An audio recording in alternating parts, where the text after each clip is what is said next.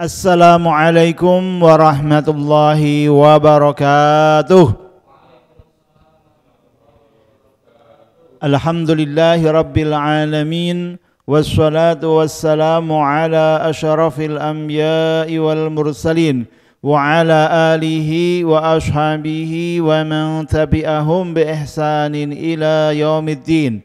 Rabbi syrah li sadri wa yassir li amri wahlul 'uqdatam min lisani yafqahu qawli, amma ba'du. Mari kita bersyukur kepada Allah masih bisa ngaji. Karena dengan ngaji insya Allah akan dapat ilmu, wawasan, dan minimal dapat keberkahan di majelis ilmu. Majelis yang insya Allah memudahkan langkah kita menuju ke surga. Rasulullah menyampaikan, man salaka lahu thariqan yaltamisu fihi ilman sahhalallahu lahu thariqan ilal jannah. Barang siapa yang membuka akses diri untuk thalabul ilmi, maka Allah akan mudahkan jalannya menuju ke surga. Salawat serta salam semoga tercurah limpahkan pada Nabi kita Muhammad sallallahu alaihi wasallam. Baik teman-teman, mari kita baca ayat yang akan kita pelajari, surat Ali Imran ayat 173 ya. Mari kita awali dengan ta'awudz. A'udzu billahi minasy syaithanir rajim. Bismillahirrahmanirrahim. Alladzina qala lahumun nasu innan nasa qad jama'u lakum fakhshawhum fazadahum imanan wa qalu hasbunallahu wa ni'mal wakil. فانقلبوا بنعمة من الله وفضل لم يمسسهم سوء واتبعوا رضوان الله والله ذو فضل عظيم. إنما ذلكم الشيطان يخوف أولياءه فلا تخافوهم وخافون إن كنتم مؤمنين.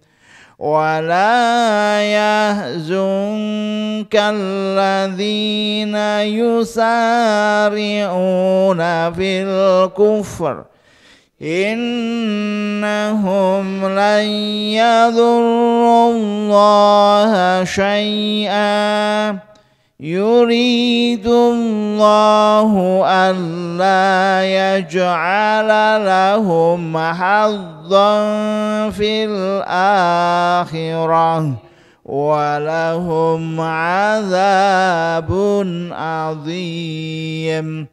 إن الذين اشتروا الكفر بالإيمان لن يضروا الله شيئا ولهم عذاب أليم. ولا يحسبن الذين كفروا أنما نملي لهم خير لأنفسهم إنما نملي لهم ليزدادوا إثما walahum adzabum muhin. Shadaqallahul azim. Baik. Surat Ali Imran ayat 173. Ya. Sebelumnya kita ulangi sebentar yang ayat 172 karena ini nanti kisahnya nyambung ya, kisahnya nyambung. Baik, alladzina istajabu lillahi, orang-orang yang mereka memenuhi bagi Allah, yang mentaati perintah Allah war rasuli dan rasul, mim ba'di ma asabahumul qarh, dari sesudah apa yang menimpa kepada mereka luka. Lilladzina ahsanu, bagi orang-orang yang mereka telah berbuat baik, minhum dari mereka, wattaqau dan mereka bertakwa, ajrun adzim, mendapat pahala yang besar. Ya, teman-teman semuanya, setelah perang Uhud, ya, perang Uhud itu hari Sabtu. Ya, hari Sabtu perang Uhud, kemudian terjadi kekalahan itu, ya, kemudian para sahabat kembali ke Madinah dan kaum kafir Quraisy kembali ke Mekah. Nah, dalam perjalanan orang-orang kafir Quraisy itu terus merasa, kenapa tadi nggak dihabisin sekalian kaum muslimin gitu? Wong sudah kalah. Ya, kenapa mereka tidak membunuh sekalian Nabi dan menghabisin kaum muslimin? Ya, mereka kemudian diskusi-diskusi, akhirnya terus ayo kita kembali menyerang kaum muslimin. Ya, padahal sudah kembali. Nah, Rasul mendengar kabar itu. Kemudian Rasul kumpulkan kembali kaum muslimin yang saat itu sudah capek, ya, luka, banyak yang patah tulang dan terluka mungkin. Ya, kemudian mengajak kembali, ayo kita song-song, mereka akan menyerang kepada kita. Bayangkan, hari Sabtu selesai perang, hari Ahadnya mereka dipaksa untuk perang kembali.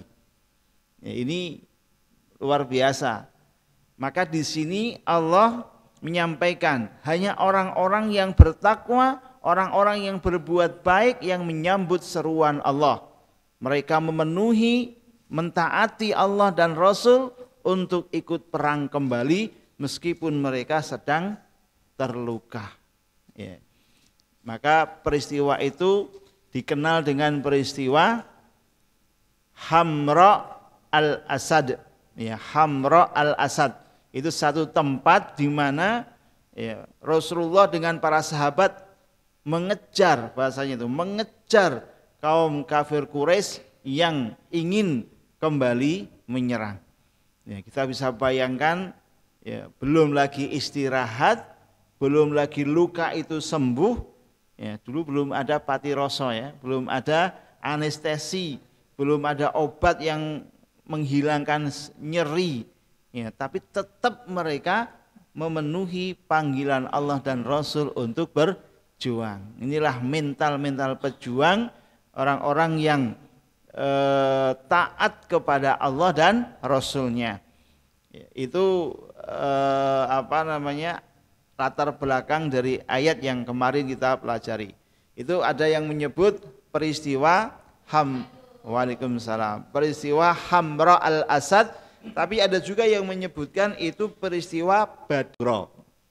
Ya, Badar Sugro itu, ya, setelah Rasulullah dan pasukan kalah, kemudian kaum kafir menantang kembali, tahun depan kita ketemu lagi perang pada Badar. Ya, Badar yang kedua namanya Badar Sugro. Nah, itu ya. Jadi ada dua versi itu, tapi yang pendapat pertama itu yang lebih kuat, yaitu peristiwa Hamra al-Asad. Ya, kemudian ayat yang berikutnya yang akan kita pelajari, yang ayat 173. Alladzina qala lahumun nas, orang-orang yang berkata bagi mereka manusia, innan nasa qad jama'u lakum, sesungguhnya manusia sungguh mereka telah berkumpul untuk menyerang kalian. Maka fahsyauhum, takutlah kepada mereka, fazadahum imana, justru menambah mereka keimanan, waqalu, dan mereka berkata, hasbunallah wa ni'mal wakil, cukuplah bagi Allah, cukuplah bagi kami Allah, dan Allah adalah sebaik-baik wakil, ya, pelindung atau yang mewakili. Nah, teman-teman, ini peristiwa Hamra al-Aswad al-Asad atau peristiwa Badar Sugro, ya, itu membuat kaum kafir, ya, itu gentar. Ya, gentarnya bagaimana? Karena Allah menghujamkan dalam diri Abu Sufyan, saat itu pemimpinnya orang kafir Quraisy, beserta kaum kafir Quraisynya rasa takut. Jadi mendengar Rasul itu mau diserang malah bangkit ngejar, itu mereka malah keder sendiri. Wah, ternyata Rasul bersama kaum muslimin itu masih punya sisa kekuatan gitu. Padahal baru kemarin dikalahkan, sekarang sudah mau mengejar kita. Ya, maka dia nanti akan mengirim telik sandi mata-mata untuk menakut-nakuti kaum muslimin agar mereka sudahlah nggak usah perang saja, ya, karena mereka takut, ya, melihat pasukan kaum muslimin seolah-olah menjadi sangat banyak. Ya, jadi memang Allah memberikan pertolongan kepada Nabi dan kaum muslimin dengan cara, ya, apa yang dilihat oleh kaum kafir itu seolah-olah yang jumlahnya sedikit menjadi banyak. Yang kedua, Allah buat hati kaum kafir Quraisy itu menjadi gentar, ya, sehingga dapat kabar Rasul mengejar, Rasul sudah siap beserta dengan pasukan yang jumlahnya lebih banyak lagi dari sebelumnya, karena ada informasi Rasul perang, ya, menyerang kembali bersama dengan orang-orang yang kemarin tidak ikut perang, gitu. Jadi beritanya itu sampai sebegitu dahsyat, sampai kepada Abu Sufyan, sehingga mereka, waduh, gini kayaknya kemarin saja kita pernah kalah kemudian menang gara-gara mereka nggak disiplin, dan sekarang tambah pasukan lagi, ya, nggak mungkin menang.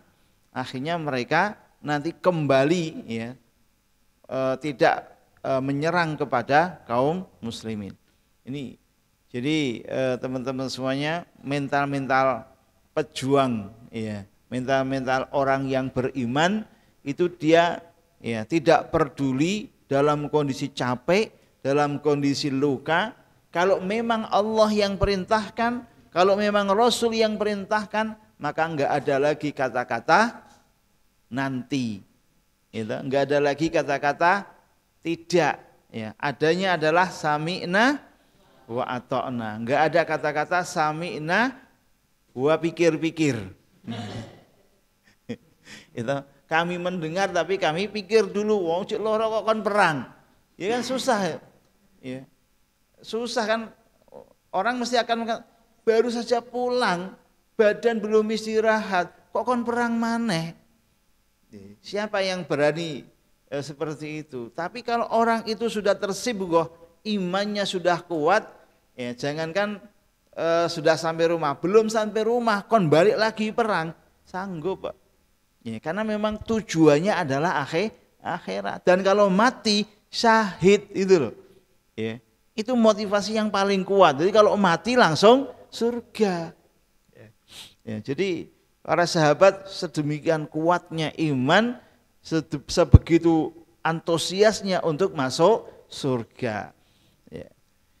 Kemudian qala lahumun nas, berkata kepada mereka manusia, innan nasa qad jama'u lakum. Mereka sudah mengirim telik sandi, karena orang kafir Quraisy kan ingin menakut-nakuti gitu, biar orang-orang Islam enggak jadi perang. Dia mengatakan, ya, telik sandinya itu mengatakan kepada kaum muslimin, itu ada orang yang pulang dari umrah, kemudian dia dicegat, kemudian diberi hadiah. Kalau kamu nanti ketemu dengan Nabi, tolong sampaikan, kita semua sudah siap bertempur, kita semua sudah siap untuk memerangi kaum muslimin. Ya. Tapi setelah disampaikan nanti, ya, innan nasa qad jama'u lakum fahsyauhum. Mereka mengatakan, Rasul, takutlah kepada mereka. Takutlah kepada kaum kafir Quraisy yang mereka sekarang sudah tambah banyak jumlahnya, ya, untuk menyerang kembali kaum muslimin. Tapi apa jawaban kaum muslimin? Fazadahum imana. Ya, orang-orang muslim itu kalau ditakut-takuti malah tambah berani. Ya, tidak ada kata takut menghadapi musuh yang jelas-jelas kafir. Ya, jadi mental-mental pejuang itu seperti itu. Ditakut-takuti malah tambah kuat iman. Ya, jadi memang ini salah satu bukti ya bahwa iman itu kadang bisa tambah, kadang bisa turun. Ya, ketika imannya kuat, pasti nanti amal-amalnya itu akan tambah hebat. Itu pasti. Tapi kalau imannya itu semakin lemah, maka bisa dipastikan amal-amal soleh juga pasti ikut lemah. Ya, jadi kira-kira kalau kita ngaji seperti ini, imannya tambah atau imannya lemah? Kalau ngaji imannya tambah, ya, minimal tambah sedikit gitu kan. Jadi ada penambahan karena ditambahi dengan amal soleh, dibuktikan dengan amal soleh. Jadi iman itu menggerakkan, ya. Iman itu menggerakkan. Seperti listrik. Ya. Iman itu enggak kelihatan, ya seperti listrik. Ya, listrik laptop itu bisa berbunyi ya karena ada aliran listrik. Semakin kuat ya semakin nanti tahan lama baterainya itu. Ya, tapi kalau enggak ada listrik, maka sehebat apapun laptop enggak akan bisa nyala. Ya, sama dengan manusia. Meskipun dia pejabat, meskipun dia kaya raya, meskipun ningrat, tapi kalau enggak ada iman yang menggerakkan, enggak mungkin untuk beramal saleh. Tapi meskipun dia enggak punya, dia rakyat biasa, ya, tapi imannya kuat, maka insya Allah dia akan kreatif untuk beramal saleh dengan kemampuannya. Ya, jadi ketika kaum muslimin ditakut-takuti begitu, mereka malah fazadahum imana. Kami siap, ya, kami enggak akan mundur, kami akan hadapi berapapun jumlah mereka. Wah, yang ngabari malah tambah ciut nyalinya. Wah, ini ditakut-takuti kok malah tambah berani. Nah, itu orang Islam itu. Jadi perang itu ya ada perang urat sarafnya. Ya, seperti kalau orang mau tanding tinju gitu kan. Ya, itu mesti ada panas-panasan gitu. Wes kamu nanti ronde ketiga mesti KO gitu. Ya, yang ini juga enggak mau kalah. Kamu sebelum ronde 3 sudah tak KO dulu. Ya, jadi ada perang urat saraf seperti itu. Jadi orang Islam ditakuti biar melemah, kemudian enggak jadi perang sehingga kaum muslim menyerang kemudian menang. Tapi mereka enggak mau, ya, enggak mau ditakut-takuti, maka mereka mengatakan hasbunallahu wa ni'mal wakil. Cukuplah bagi kami Allah, dan Allah adalah sebaik-baik pelindung. Allah sebaik-baik yang mewakili urusan kita. Ucapan ini pula lah dulu yang diucapkan oleh Nabi Ibrahim ketika dibakar oleh Raja Namrud. Ya. Jadi mau dibakar itu Nabi Ibrahim enggak takut juga. Memang seperti itu style orang-orang yang beriman, ya. Mau dipenjara, mau dibakar, mau dibunuh itu, ya, asal ya mereka itu fisabilillah, ya, berada di jalan Allah, mereka enggak akan gentar. Ya, mereka juga enggak akan merasa khawatir. Maka Nabi Ibrahim ketika mau dibakar dalam posisi hidup-hidup sendirian, tidak ada yang menolong dan tidak ada yang membantu, maka Nabi Ibrahim mengatakan hasbunallahu wa ni'mal wakil. Cukuplah Allah sebagai penolong, karena Allah berkuasa. Kalau Allah sudah menolong, siapa yang bisa mengalahkan? Ya, kalau Allah sudah memberikan bantuan, siapa yang bisa menggagalkan? Ya, jadi kalau kita ada masalah, Kalau kita ada keinginan yang besar, maka banyak-banyaklah berzikir hasbunallahu wa ni'mal wakil. Ya, banyak-banyak berzikir dengan kalimat itu ya. Ini kalimat yang sesungguhnya menunjukkan keagungan Allah dan kelemahan kita. Sehingga apa yang menjadi hajat dan keinginan kita itu akan diwakili oleh Allah, diserahkan kepada Allah, maka insya Allah hasilnya melebihi apa yang kita pikirkan. Ya, tapi harus didahului dengan usaha yang maksimal. Tidak mungkin kan kita belum berbuat terus aku tak pasrah kepada Allah sajalah gitu. Itu tidak mungkin. Jadi harus usaha dulu ya semaksimal mungkin. Kemudian setelah kita sudah mentok nggak bisa lagi, ya udah serahkan kepada Allah, hasilnya yang terbaik. Nah ini, jadi teman-teman semuanya, ayat ini menginspirasi kepada kita bahwa orang-orang yang beriman itu pantang mundur.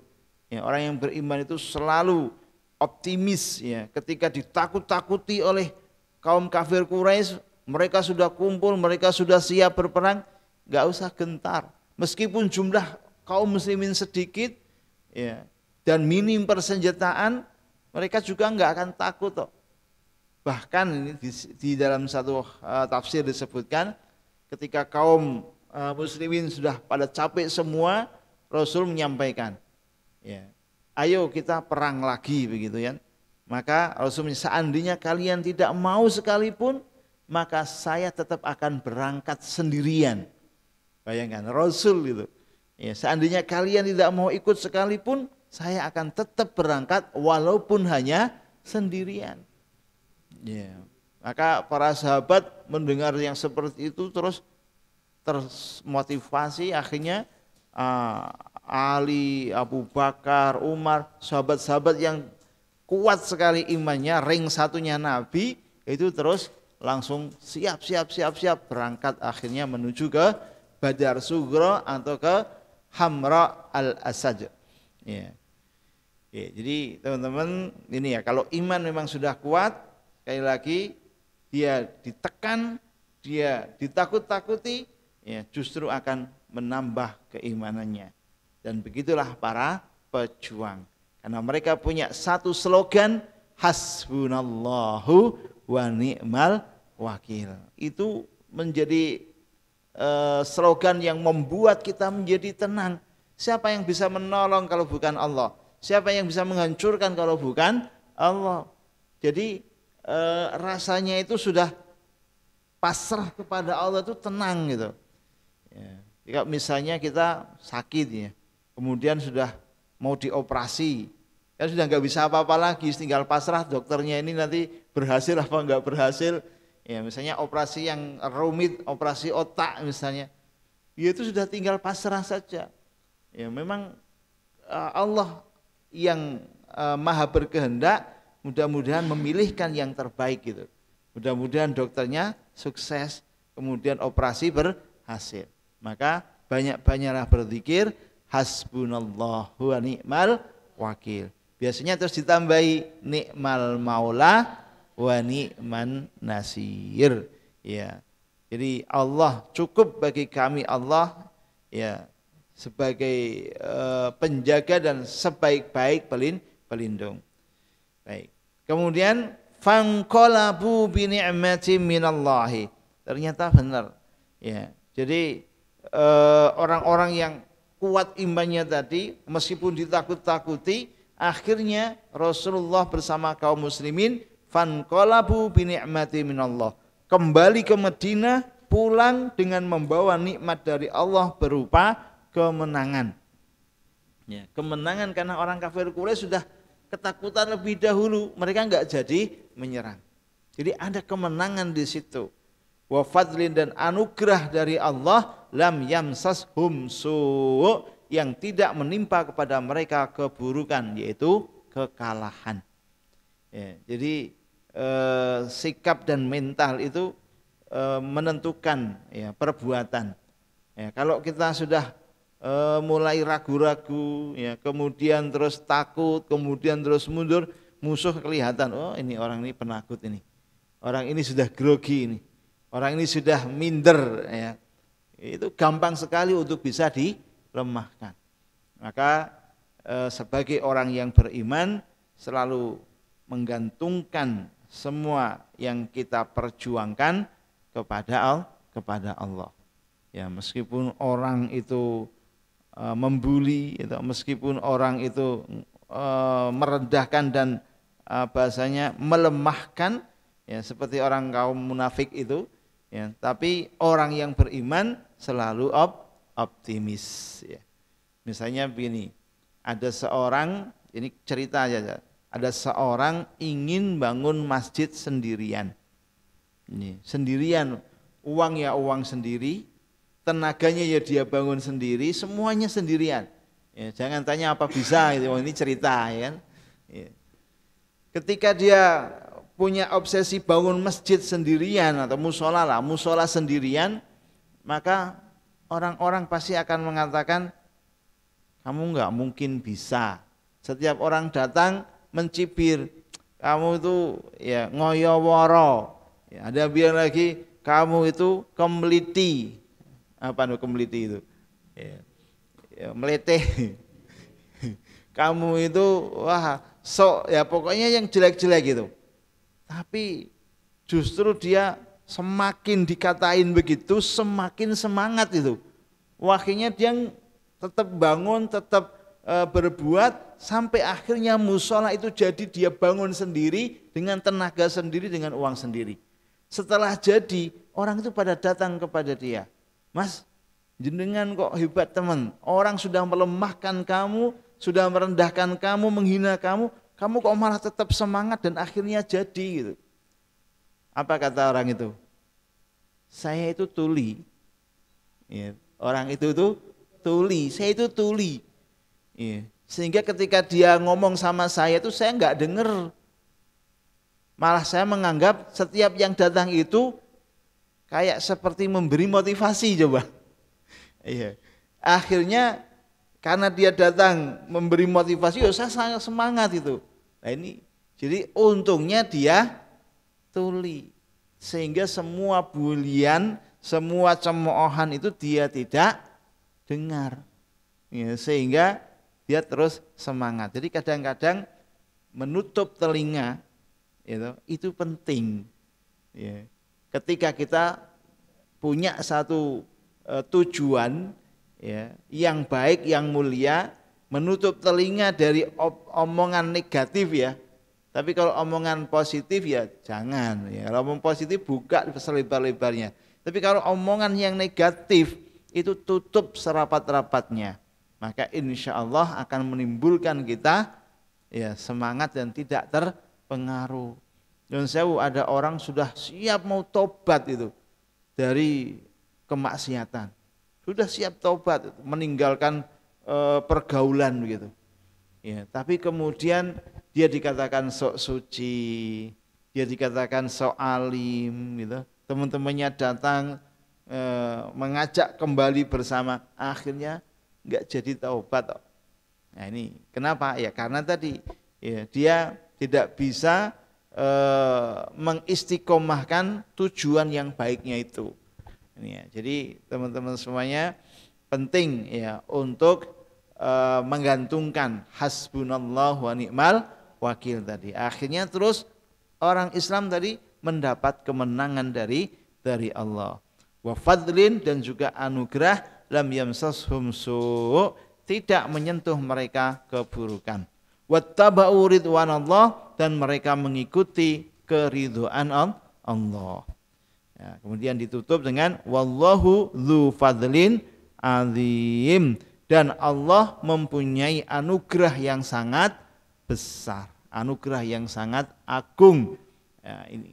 Jadi orang yang beriman itu menangnya dia mendapatkan keuntungan dan kebahagiaan, kalahnya ya itu juga mendapatkan keagungan, keuntungan dari Allah.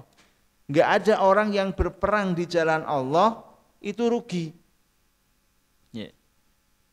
semua yang berperang di jalan Allah itu pasti untung. Kalau dia menang, dia menjadi mulia, dia menjadi orang yang bahagia karena mendapatkan kemenangan. Kalau dia kalah, kemudian mati, ya, tetap bahagia karena langsung mendapatkan balasan dari Allah berupa surga. Ya, jadi inilah motivasi orang-orang yang berjuang di jalan Allah itu. Karena Allah janjikan dua kebaikan, tidak ada kerugian yang dia terima. Ya, maka terus orang motivasi semangat berperangnya itu tinggi sekali. Nah, kita pun juga begitu. Ya, nggak ada orang yang berjuang di jalan Allah dengan harta dan jiwa kita, ya, untuk syiar Islam itu kerugian. Ya, seandainya gagal tetap dicatat sebagai amal soleh, seandainya berhasil itu menjadi catatan amal investasi. Ya, jadi nggak ada ruginya berjuang di jalan Allah itu. Kemudian wallahu dzu fadlin azim, dan Allah itu mempunyai anugerah yang sangat besar. Ya, anugerah yang Allah janjikan itu melebihi yang kita bayangkan. Surga misalnya, ya, bayangan kita kan di surga itu mengalir dari bawahnya sungai-sungai. Ya, terus bayangan kita kayak di Sukoharjo, ya, atau di pegunungan. Ya, itu bayangan kita yang indah-indah seperti yang kita lihat itu nanti di akhirat, ternyata lebih indah daripada yang kita bayangkan. Ya, misalnya juga akan diberikan, ya, azwajun mutahharatun, ya, dijanjikan apa? Istri-istri yang suci. Ya, gambarannya mungkin, ya, apalah wanita yang paling cantik itu misalnya wong Arab atau orang luar negeri gitu kan. Kayak orang Indonesia kayak elek-elek gitu. Ya, iya buat Turki itu gambaran kita gitu. Tapi ketika nanti sampai di akhirat itu, ternyata di luar yang kita bayangkan. Maka istilah-istilah yang ada di surga itu, ya, itu enggak ada yang pernah terlintas dalam pikiran, enggak ada yang pernah mata melihat, enggak pernah telinga itu mendengar. Jadi kita akan terkejut nanti melihat anugerah dari Allah berupa surga yang luar biasa nikmatnya itu. Ya. Jadi teman-teman semuanya, ya, banyaklah mengharap, ya, kepada Allah akan balasan akhirat. Karena Allah itu dzu fadlin azim, pahala yang besar. Nanti ketika di akhirat kadang kita, ya Allah, amal kita tuh enggak seberapa, tapi kok balasan Allah sebegitu hebatnya. Ya, umur kita katakan 60 tahun, ya, itu umur kita. Jadi, tapi untuk beramal solehnya kan enggak 60 tahun kan. 60 tahun itu dikurangi masa kanak-kanak, dikurangi remaja, ya, itu, ya, nakal-nakalnya, apalagi remaja sekarang pada tawuran gitu ya. Ya, dulu kalau mau tawuran yang gentle nggak usah pakai senjata tajam gitu ya. Ya, cili-cili udah pakainya parang, pakainya celurit. Itu di mana hebatnya itu. Ya. Jadi suatu hari nanti kita akan merasa kecil hati, ya, ketika masuk surga itu, ya ternyata amal kita enggak seberapa, tapi balasan Allah itu sangat besar. Maka kalau kemudian Rasul menyampaikan kalian masuk surga itu bukan karena amalmu, ya, bukan karena amal. Karena kalau hanya dengan amal itu untuk nebus surga itu enggak ada artinya apa-apa. Ya, karena surga itu nanti khalidina fiha abada. Ya, kok ditebus dengan hanya amal 60 tahun. 60 tahun itu kalau dibuat tidur sepertiga itu 20 tahun tidurnya. Ya. 20 tahun tidur. Ya, kemudian yang sisanya untuk main, untuk dolan, untuk kerja. Nah, sholatnya, amalnya itu berapa gitu. Ya, tapi nanti di akhirat dapat anugerah Allah yang sangat besar. Ya. Jadi, yes, pokoknya karena rahmat Allah lah kita ini bisa masuk surga. Ya, bersyukur kita punya iman. Baik. Kemudian ayat berikutnya 175. Ya, lihat ini. Innama dzalikumus syaitanu yukhawwifu awliya'ah. Sesungguhnya hanyalah yang demikian itu syaitan biangnya yang suka menakut-nakuti lewat pemimpin-pemimpinnya. Maka fala takhafuhum, jangan pernah takut kepada mereka. Ya, jangan pernah merasa terhina gara-gara mereka. Wa khafuni, tapi takutlah kepadaku, yaitu kepada Allah. In kuntum mu'minin, jika kalian termasuk orang-orang yang beriman. Ya, jadi teman-teman, kalau ada orang yang membuat kita takut, itu sebenarnya yang memasukkan rasa takut itu adalah setan. Contoh, orang mau sholat tahajud, gitu, udah bangun loh, udah bangun mau sholat tahajud, tapi kemudian ujuk-ujuk merinding, ya. Terus aku rak wani ning mburi wudu. Kira banyak nggak yang seperti itu? Ada ya? Bukan ada, saya yakin banyak itu. Jadi orang mau berbuat kebaikan tapi takut. Ya, siapa yang membuat dia takut itu? Setan itu. Setan yang membuat takut itu. Ya. Tadinya sudah semangat pasang alarm. Gitu. Sudah siap alarm bunyi, bangun. Tapi giliran bangun setan memasukkan itu dalam pikiran dia. Hati-hati, ya, di kamar mandi itu kemarin ada yang nangis di situ, ya, ada yang tunggu di situ, ya, maka cerita-cerita seperti itu tuh, ya, menjadi terfikirkan ketika orang dalam posisi mau berbuat baik. Dulu waktu masih kecil itu, ya, saya itu kan tinggalnya di stasiun lama itu. Stasiun lama itu kan dulu banyak gerbong-gerbong yang habis kecelakaan itu kan ditaruh di situ, gitu. Terus ada juga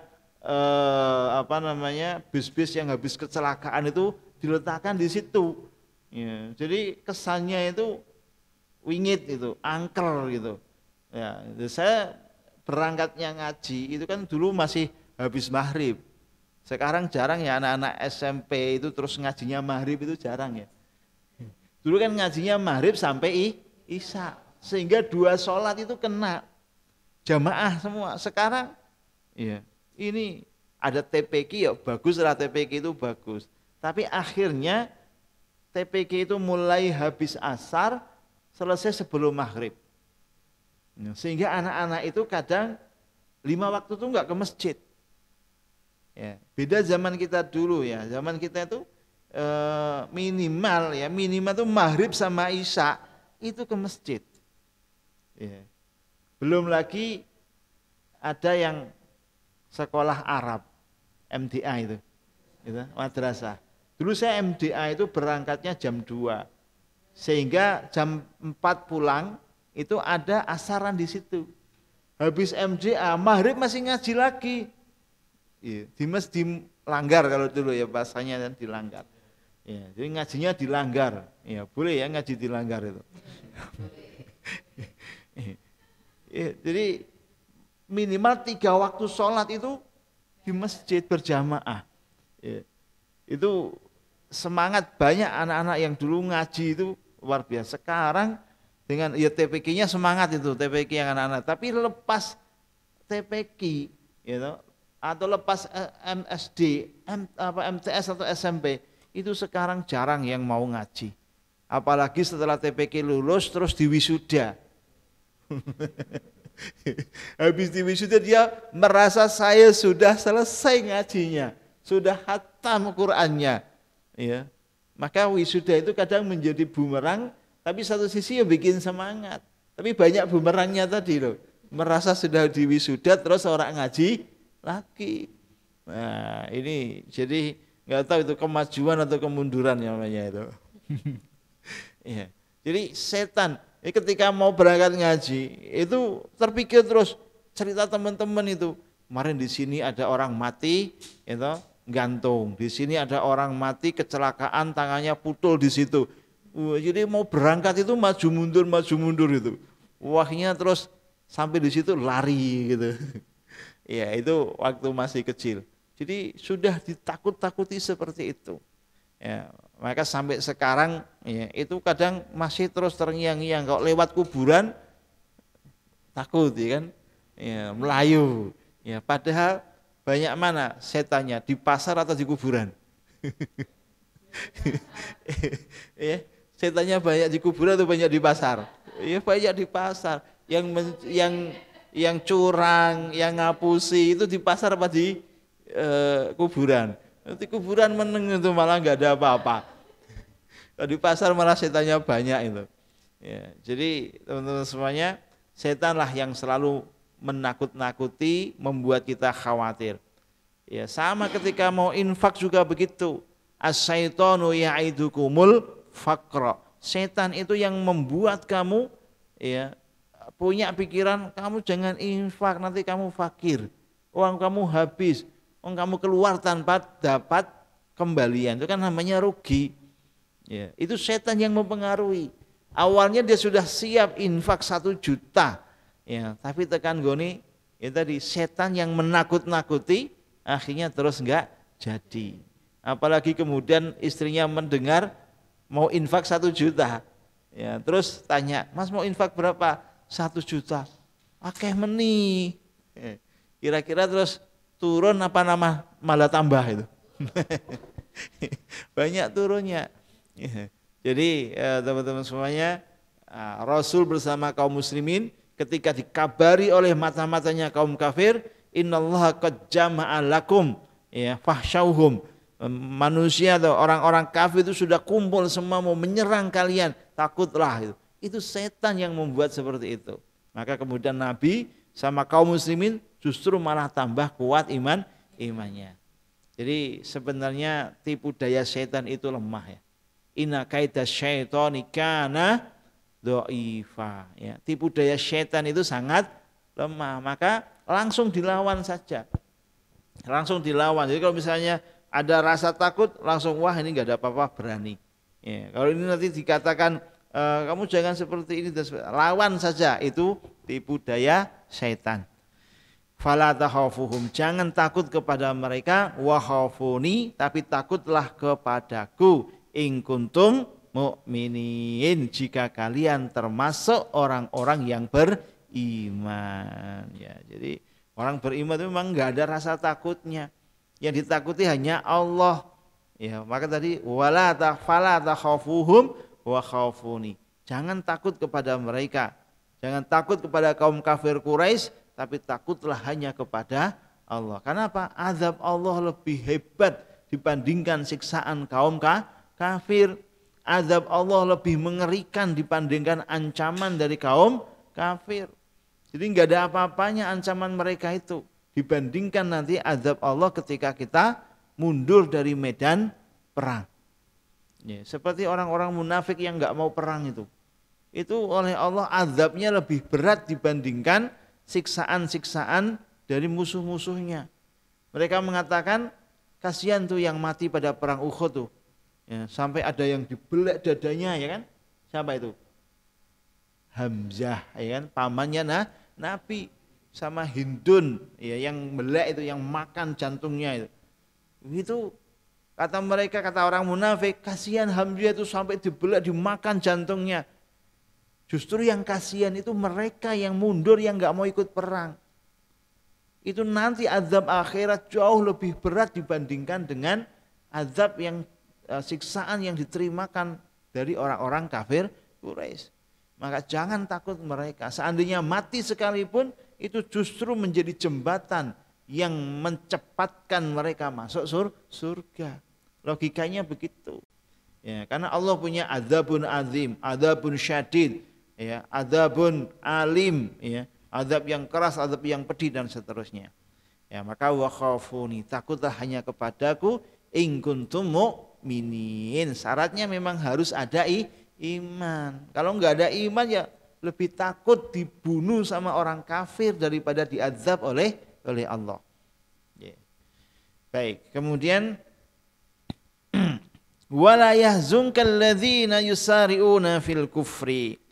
Wahai Nabi, ya, janganlah menyedihkanmu, janganlah membuat kamu sedih wahai Nabi, alladzina yusari'una fil kufri, terhadap orang-orang yang mereka bersegera di dalam kekafiran. Ya, jadi ketika terjadi perang Uhud itu kan banyak orang-orang yang munafik, nggak mau perang itu. Nabi kan kemudian merasa sedih. Sedihnya bukan ditinggal oleh mereka, sedihnya bukan karena mereka berpisah dari kaum muslimin. Sedihnya adalah karena kenapa? Ya, mereka tidak paham ya, bahwa perjuangan di jalan Allah itu lebih mulia daripada mereka mengundurkan diri pulang ke rumah. Ya, yang disayangkan oleh Rasul, kenapa mereka enggak menyadari itu? Mereka enggak memahami peperangan yang mulia itu. Jadi perang itu menjadi wasilah dia untuk mendekatkan diri kepada Allah.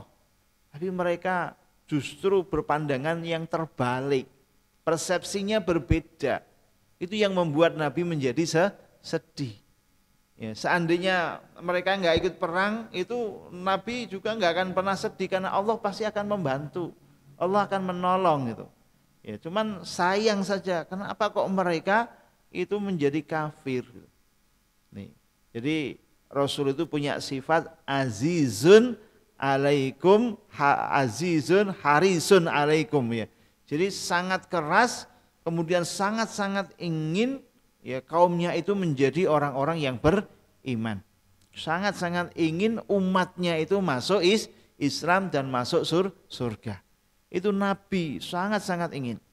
Maka ketika mau wafat, itu yang dipikirkan adalah ummati, ummati, ummati. Umatku nanti bagaimana ya Allah, umatku bagaimana?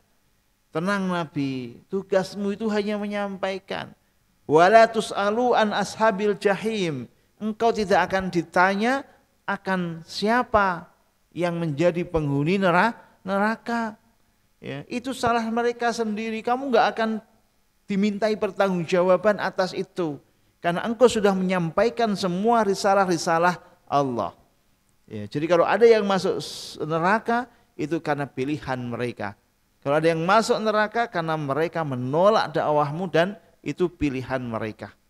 Ya, jadi memang sifat Nabi begitu, harisun alaikum bil mu'minin, sangat-sangat ingin ya umatnya itu menjadi orang-orang yang beriman. Maka biar Rasul rela berdakwah, Rasul rela kemana-mana sampai kemudian disakiti, ya karena agar umatnya itu masuk Islam. Nah itulah cita-cita Nabi itu. Ya, jadi teman-teman semuanya, kita bersyukur ya, meskipun kita enggak pernah melihat Nabi, ya, meskipun kita juga enggak pernah mendengar ya, hadis-hadis Nabi, kita juga enggak pernah melihat bagaimana ayat itu diturunkan kepada Nabi, ya, kita juga enggak pernah sholat di belakang Nabi, tapi kita ya, mau beriman, mau percaya sama Nabi, mau mengikuti Nabi. Itu kan luar biasa. Maka ketika ada seorang sahabat ya, datang kepada para tabi'in, jadi sahabat itu yang berjumpa dengan Nabi, kemudian tabi'in itu orang yang enggak menjumpai Nabi tapi menjumpai sahabat. Nah, ketika ada seorang sahabat berjumpa dengan tabi'in, tabi'in itu mengatakan begini, wah kamu mendapatkan khairan katsira, kamu mendapatkan kebaikan yang sangat banyak. Kenapa?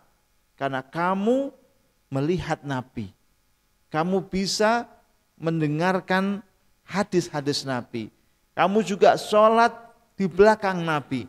Itu kebaikan yang sangat banyak. Tolong kamu ceritakan ya, apa yang sudah kamu dengar dari Nabi. Itu para tabiin begitu. Ya. Kemudian di riwayat yang lain, Rasulullah bersama Abu Bakar, bersama Umar dan sahabat-sahabat yang lain juga menyampaikan, saya merindukan ikhwani. Ya, ikhwani itu saudaraku. Ya. Kemudian Abu Bakar menyampaikan, ya Rasul, bukankah kami ini saudara-saudara engkau? Gitu. Rasul menjawab, bukan. Kalian ashabi. Kalian adalah sahabatku. Nah, terus ikhwani itu siapa? Ikhwan kita, saudara-saudara kita itu adalah mereka yang enggak pernah menjumpai Nabi, yang enggak pernah melihat Nabi, tetapi mereka mau beriman kepada Nabi. Dan itulah yang dirindukan oleh Rasul. Jadi kita, ya, kita ini yang dirindukan oleh Rasul. Ya, kan hebat ya, enggak pernah mendengar, enggak pernah melihat, tapi bisa beriman, bisa percaya, bahkan mencintai Nabi. Ya. Baik, jadi ayat ini wala yahzunkal ladzina yusari'una fil kufri. Jangan menyedihkanmu wahai Nabi, kau terlalu baik Nabi itu. Ya, orang-orang yang mereka bersegera menuju kepada kekafiran itu, udah itu urusan mereka, itu pilihan mereka. Innaka la tahdi man ahbabta. Engkau enggak akan bisa mencintai, menunjuki orang yang kau cintai sekalipun. Innahum la yadurullaha syai'a. Sesungguhnya mereka itu tidak akan membahayakan Allah sedikit pun. Enggak ada pengaruhnya. Ya, mereka mau beriman, mereka mau kafir, itu enggak ada pengaruhnya bagi Allah. Allah itu ghaniyun, maha kaya. Enggak butuh siapapun, enggak butuh apapun. Jadi kalau ada orang beriman, itu ya imannya untuk manfaat diri mereka sendiri. Kalau ada orang yang kafir, ya kafirnya itu untuk kepentingan, ya untuk untuk konsumsi mereka sendiri akibatnya. Nah, jadi Allah sampai meyakinkan kepada Nabi, ya udah jangan. Nabi karena saking mikir itu terus kadang menjadi sakit itu. Bahkan di ayat itu sebutkan Nabi bisa menyakiti diri sendiri kalau sampai terus memikirkan orang-orang yang enggak mau masuk Islam. Ya, kan orang karena pikiran itu kan terus bisa menjadi sakit. Ya, orang sakit itu ternyata 50% itu ya bahkan mungkin lebih ya dari faktor psikisnya, dari pikirannya. Ya, bukan dari fisik. Ya, tapi kalau pikirannya sehat, itu insya Allah ya, itu daya tubuhnya menjadi kuat. Nah, jadi sangat-sangat mempengaruhi pikiran itu ya. Maka jangan mikir sing ruwet-ruwet. Ya. Pikir aja yang bahagia-bahagia itu insya Allah sehat. Ya. Mikir ruwet itu cepat sekali sakitnya itu betul. Ya, jadi karena judek itu akhirnya nggak bisa tidur. Ya, nggak bisa tidur, efeknya badan capek semua, darah tinggi naik. Nanti kalau darah tinggi naik, nanti terus merembet kemana-mana ya ke jantung, ya ginjal, masya Allah. Ya, jadi gara-gara pikiran. Maka setel kendo ya bahasa. Slow saja. Urusan dunia itu jangan dipikir nemen-nemen. Ya, mikir nemen itu urusan akhirat. Ya gimana kalau saya masuk neraka? Gimana nanti kalau saya diazab? Gimana kalau saya nanti itu di akhirat? Ya, itu yang harus dipikir nemen-nemen. Masalah dunia ya itu ya enjoy saja lah, nggak usah dipikir yang berat-berat itu. Ya kuat lakoni, orang kuat ya tinggal ngopi. Gitu. Itu urusan dunia. Tapi kalau urusan akhirat ya jangan begitu, karena itu yang menentukan akhirat. Ya, kembali kepada ayat ini, innahum la yadurullaha syai'a. Nabi udah ya serahkan kepada Allah saja. Kalau engkau sudah maksimal memang menyampaikan risalahmu, risalah Allah, maka ya udah itu selesai tugasmu. Innahum la yadurullaha syai'a. Mereka enggak akan bisa membahayakan Allah sedikit pun. Bahkan yuridullahu alla yaj'ala lahum hadzan fil akhirah. Kalau mereka itu menjadi kafir, kalau mereka itu segera menuju kekafiran tadi, berarti Allah menghendaki agar mereka tidak mendapat akhirat itu surga. Ya. Nggak mungkin, ya, nggak mungkin kemudian engkau melawan kehendak Allah. Allah menghendaki mereka masuk ke neraka, engkau menghendaki masuk ke dalam surga, itu nggak ketemu. Ya, jadi orang-orang yang segera menuju kekafiran itu berarti mereka memilih sendiri nasibnya di akhirat, dan itu dikehendaki juga oleh Allah. Maka yuridullahu alla yaj'ala lahum hadzan fil akhirah. Allah menghendaki untuk tidak menjadikan bagi mereka nanti bagian kebahagiaan di akhirat. Artinya mereka disiapkan oleh Allah masuk neraka. Walahum adzabun azim, dan bagi mereka mendapat azab yang besar. Adzabun azim. Kalau yang di atasnya itu fadlun azim, ya, jadi anugerah yang besar. Kalau ini yang besar adalah azabnya. Oke, satu ayat lagi ya. Innalladzina ishtarawul kufra, ya. Jadi siapakah orang-orang yang memilih kekafiran itu? Itu orang-orang yang mereka menukar, membeli kekafiran, beli kekafiran bil imani dengan iman. Artinya dia sudah punya iman, kemudian dijual imannya untuk membeli kekafiran. Artinya murtad ya. Orang yang sudah beriman tapi segera menuju kepada kekafiran. Kan rugi sekali, sudah siap-siap mendapatkan surga, tapi kemudian dia bisa menjadi kafir. Ya. Ini disayangkan sekali. Kalau dia istiqomah saja dengan imannya, meskipun banyak penderitaan, banyak cobaan, tapi dia sabar menghadapinya, itu yakin surga itu, dengan modal iman. Tapi karena dia enggak kuat cobaan dunia, akhirnya murtad, akhirnya menjadi kafir. Maka la yadurullaha syai'ah, sekali lagi tidak akan membahayakan Allah sedikit pun. Ya, jadi kalau ada orang yang murtad, ada orang yang menjadi kafir, itu sama sekali tidak pengaruh bagi Allah. Itu kerugian ditanggung penumpang, ya. Kerugian ditanggung sendiri. Ya. Maka tugas kita menyampaikan, tugas kita memberi tahu. Ya, diikuti ya alhamdulillah, tidak diikuti ya innalillah. Ya. Ya, kuncinya slow itu tadi. Ya, yang penting tugas kita laksanakan. Ya, urusan dunia ya pikir kendo, tapi urusan akhirat harus pikir kenceng. Ya. Kemudian ditutup dengan walahum adzabun alim. Di atas adzabun azim, bawahnya adzabun alim, azab yang pedih. Apa bedanya azab yang besar dengan azab yang pedih? Apa bedanya? Ya mungkin dirasa, gitu kan. Dan orang ditembak itu kan ya sakit, tetapi kan langsung mati. Beda dengan orang yang dicambuk. Ya, dicambuk itu kan ya meskipun tidak sebesar ditembak, tetapi sakitnya kan gitu.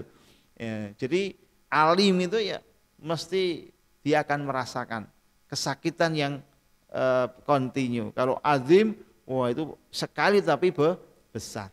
Ya, dan itu mematikan. Nah, tetapi di akhirat tidak ada yang mati, hidup lagi.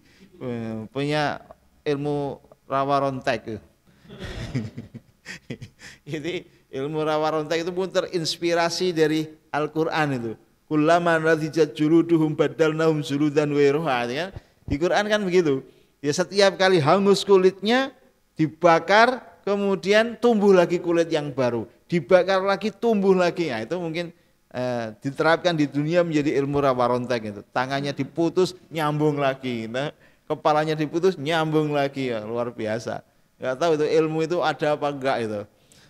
Ya kalau ada ya luar biasa.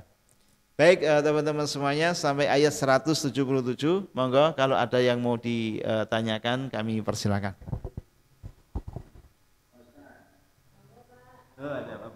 Pak Bambang. Iya, monggo Pak Bambang. Waalaikumsalam warahmatullahi wabarakatuh. Iya, nanti pernah sekali Bapak yang contoh orang mau berbuat baik membantu musuh musola, ya. Terus banyak yang mengedorkan, menghalang-halangi dan sebagainya. Nah, itu misalnya ya, kita berusaha berbuat baik, berusaha berbuat baik. Terus lalu ada orang yang menghalangi, mengedorkan, pokoknya setiap langkah-langkah kita selalu menghalang-halangi. Nah, kalau itu berulang dan berulang, walaupun kan ya kita harus terus berusaha. Terus apa yang sebaiknya ya, menurut agama ya, sebaiknya yang harus kita lakukan terhadap orang yang demikian itu, sehingga bisa ramai bisa baik semua. Kita tidak harus mengalami. Ya, baik Pak Bambang. Jadi jangankan kita yang manusia biasa, Nabi itu juga musuhnya banyak. Ya, Nabi itu kan sudah disebut manusia yang sempurna, manusia yang terbaik. Tapi ya musuhnya banyak. Ya, ketika Nabi pertama mendakwahkan Islam, itu kan juga berat sekali. Ya, 13 tahun yo di Mekah itu berbuat baik, mengajarkan kebaikan, mensyiarkan kebaikan Islam.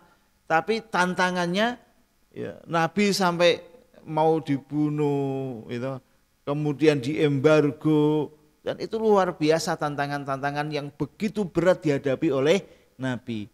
Ya kuncinya apa? Kuncinya ya sabar, ya kemudian tetap istiqomah. Mengharapkan orang tidak menghalangi kebaikan itu enggak bisa. Ya. Karena orang itu pasti akan ada kebencian, ada kedengkian, ada kecemburuan, itu pasti ada. Sebaik apa Nabi itu kurang apa baiknya, itu juga musuhnya banyak gitu. Jadi kalau ada orang yang selalu menjegal kita, ya kita sabar, ya tunjukkan dengan kebaikan, ya balas dengan kebaikan, balas dengan kesuksesan. Ya kalau memang harus menghindarinya itu lebih baik gitu. Kalau bisa menghindarinya, maka Nabi akhirnya terus diperintahkan oleh Allah untuk hijrah. Ya, ketika hijrah sambutannya semakin luas, semakin banyak, semakin kuat, akhirnya Islam tak terbendung. Nah, ini bagian dari strategi, bagian dari metode. Jadi kalau ada orang yang ini kok orang kayaknya menghalang-halangi terus gitu. Ya, gimana caranya untuk bisa menghindari dari dia? Ya. Kalau memang tidak bisa, ya mau tidak mau harus dilawan. Ya, tapi melawannya tentu dengan cara yang lebih baik. Ya, dengan yang jangan sampai keburukan dibalas dengan keburukan, artinya nanti sama. Jadi intinya kita nggak bisa ya menghindari dari kejahatan orang lain, itu nggak bisa. Ya, mengharap semua orang baik sama kita itu juga nggak bisa. Ya bagaimana? Ya istiqomah saja dalam kebaikan. Adapun hasil itu nanti serahkan kepada Allah. Biar prosesnya kita yang berusaha, hasilnya Allah yang menentukan. Seandainya sudah sedemikian rupa, ya tinggal goalnya saja kok dijegal, ya serahkan kepada Allah. Yang penting Allah sudah melihat kebaikan kita. Ya, terus yang kedua, jangan sampai ya kebaikan kita itu menjadi rusak gara-gara orang yang tidak suka dengan kita. Ya, jangan sampai kebaikan yang sudah kita usahakan itu hancur gara-gara kita ingin membalas mereka yang tidak baik kepada kita. Akhirnya yang kita usahakan itu bisa menjadi sia-sia. Lalu bagaimana sikap kita menghadapi mereka yang ya tadi tetap istiqomah dalam kebaikan. Apapun yang terjadi ya. Seandainya enggak berhasil, ya dulu banyak juga ulama berdakwah juga tidak berhasil. Nabi ke Taif pun juga tidak berhasil awalnya. Ya, tapi setelah sekian tahun akhirnya berhasil juga. Ya memang butuh proses ya. Dan disitulah indahnya perjuangan. Kalau setiap kebaikan langsung berhasil, nggak ada tantangan dong. Gitu. Maka ada banyak tantangan, itu akan membuat kita semakin kreatif, semakin cerdas, semakin kuat. Ya. Jadi saya kira itu ya kuncinya tetap sabar ya, dan pasrahkan kepada Allah. Iya, sama-sama Pak Bambang. Ya, terima kasih Pak Bambang atas pertanyaannya. Monggo dari Bapak Ibu yang lain ada yang ingin bertanya, silakan. Silakan. Yang mulai Zoom, yang lainnya yang ingin bertanya, silakan. Yang diem sini. Cukup. Oke, cukup ya. Ustaz, Baik, alhamdulillah teman semuanya. Terima kasih. Ya, mudah-mudahan yang kita sampaikan ya, ini memberikan motivasi, memberikan inspirasi ya tentang bagaimana para sahabat Rasul sudah luka, kalah, ya capek, tapi diperintah oleh Rasul, diperintah oleh Allah untuk berjuang bangkit lagi. Sami'na wa ata'na. Mental itulah mental pejuang ya, mental pemberani, mental yang insya Allah itu akan selalu menang ya. Baik, kita berdoa kepada Allah, mudah-mudahan yang kita kaji memberikan tambahan manfaat ilmu kepada kita dan kita diberikan keberkahan oleh Allah Subhanahu wa taala. Al-Fatihah. A'udzubillahi minasyaitonirrajim. Bismillahirrahmanirrahim.